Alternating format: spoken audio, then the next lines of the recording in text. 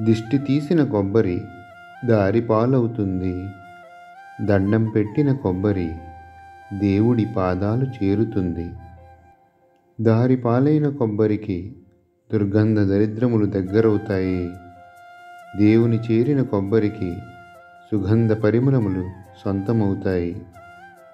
అటులనే మనిషి జీవితంలో సన్మార్గములో సాగితే మహోన్నతుడు అవుతాడు.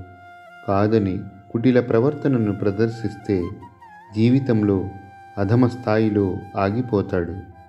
దైవత్వమునకు దగ్గరవ్వాలో దరిద్రమునకు దాసోహం అవ్వాలో మీ చేతిలోనే ఉంటుంది.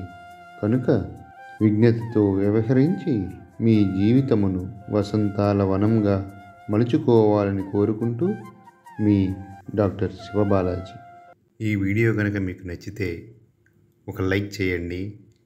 మీ అభిప్రాయాన్ని కామెంట్ రూపంలో మాకు తెలియజేయండి.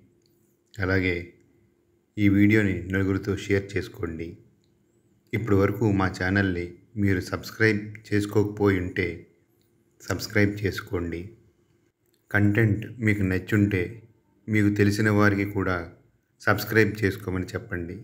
ధన్యవాదములు.